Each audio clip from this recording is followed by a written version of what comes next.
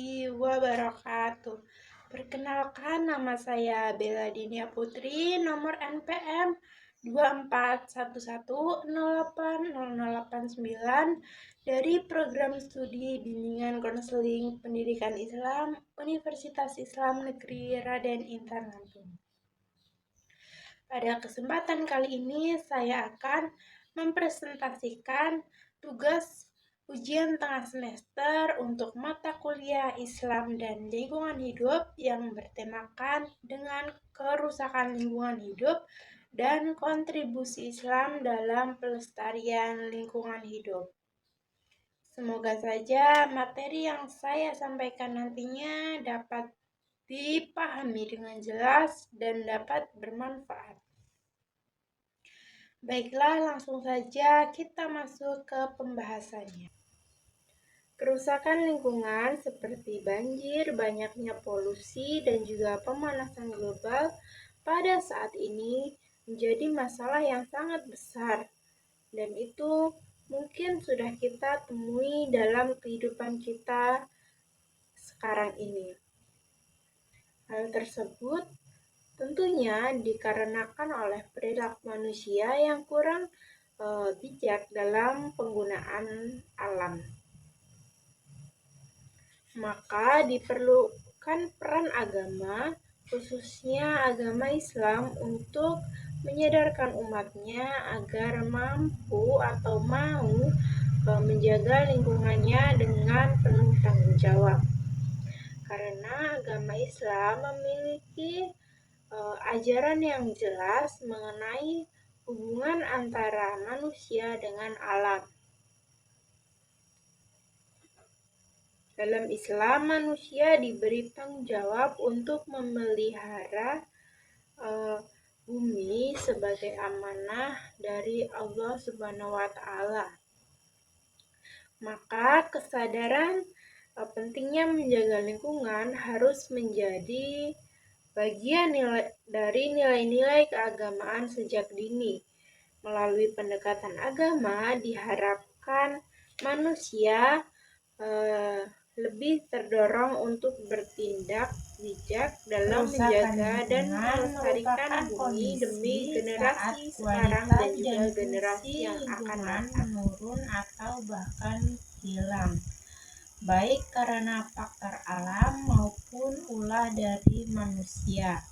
Umumnya, kerusakan ini terjadi ketika ekosistem sudah tidak mampu lagi mendukung kehidupan secara seimbang karena adanya gangguan yang melebihi batas kemampuan lingkungan itu sendiri.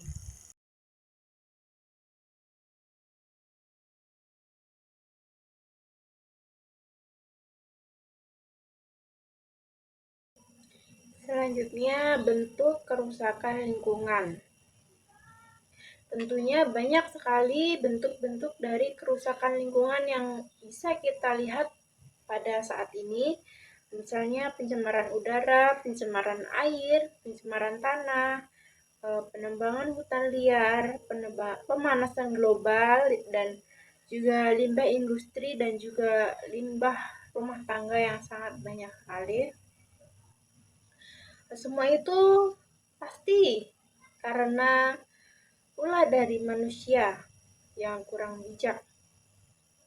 Dan dari bentuk kerusakan ini timbullah dampak-dampak dari kerusakan lingkungan, misalnya bencana alam seperti banjir, longsor, dan juga kekeringan, ketidakseimbangan ekosistem, krisis air bersih, dan juga krisis pangan, serta gangguan kesehatan.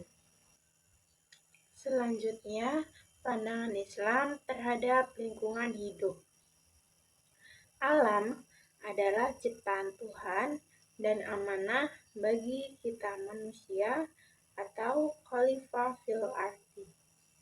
Alam diciptakan Allah untuk diberikan kepada manusia, untuk tempatnya manusia hidup, tempatnya manusia belajar, tempatnya manusia beribadah. Sungguh sangat Nikmat sekali alam yang telah diberikan kepada kita ini. Maka kita sebagai manusia karena telah diberikan nikmat yang sangat baik ini, seharusnya kita menjaga, kita bertanggung jawab atas apa yang telah diberikan. Kita tidak boleh merusak, kita harus menjaganya. Nah, Islam melarang kerusakan atau fasad di bumi, seperti yang telah dijelaskan pada Al-Quran Surat Al-A'raf ayat 59, yang artinya, dan janganlah kamu berbuat kerusakan di bumi setelah diciptakan dengan baik. Berdoalah kepadanya dengan rasa takut dan penuh harap. Sesungguhnya rahmat Allah sangat dekat dengan orang yang berbuat kebaikan. Sudah jelas nih, dalam Al-Quran saja sudah disebutkan bahwa kita itu harus menjaga bumi, tidak boleh kita merusaknya. Nah, selanjutnya menjaga lingkungan adalah bagian dari ibadah dan rasa syukur. Selanjutnya, prinsip Islam dalam pelestarian lingkungan hidup. Prinsip yang pertama ada tawazun, yang artinya keseimbangan. Allah menciptakan alam semesta ini penuh dengan keseimbangan. Dalam Quran Surat Ar-Rahman ayat 7-9 dijelaskan bahwa kita dilarang merusak keseimbangan tersebut. Sebagai manusia, kita diharuskan atau diberi tanggung jawab untuk menjaga ekosistem, tidak merusak alam, serta memanfaatkan sumber daya alam yang ada itu secara bijak. Selanjutnya, prinsip yang kedua ada israf atau tidak berlebihan. Allah melarang kita untuk tidak berlebihan ataupun boros atau mubazir seperti disebutkan dalam Quran Surat Al-A'raf ayat 31.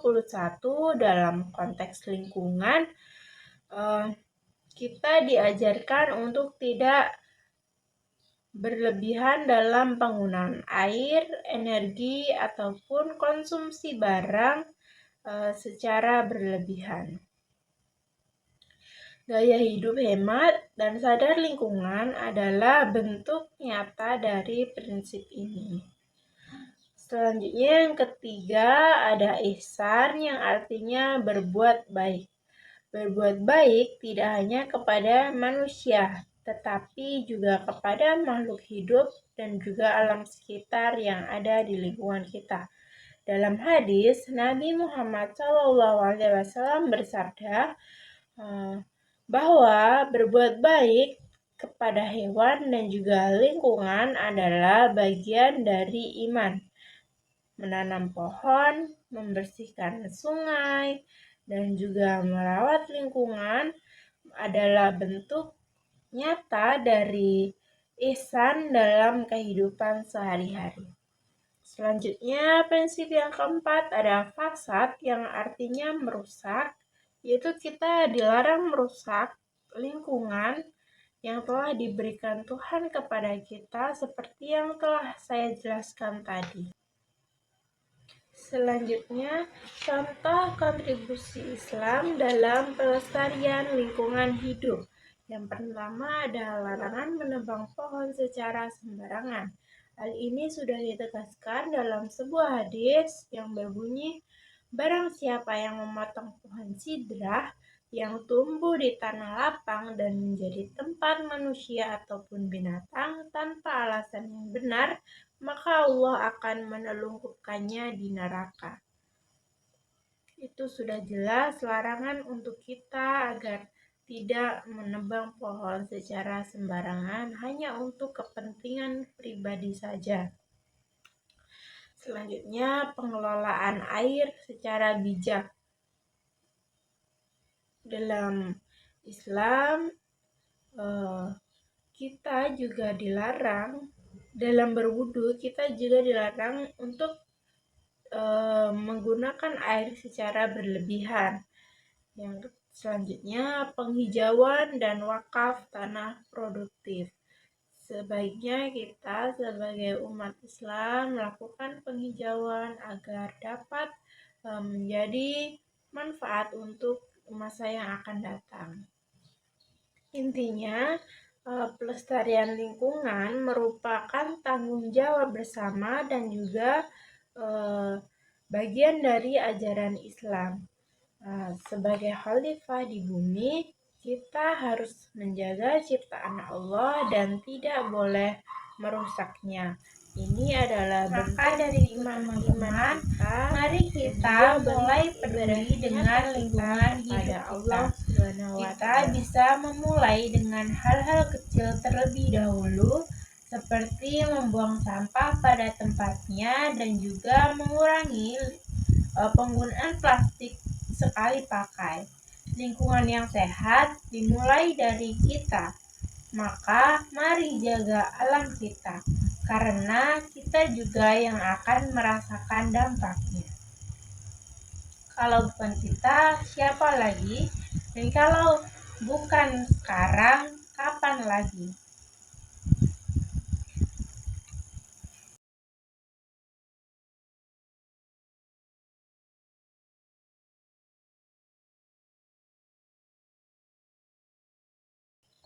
Mungkin sekian saja materi yang dapat saya sampaikan. Saya ucapkan terima kasih dan saya akhiri. Wassalamualaikum warahmatullahi wabarakatuh.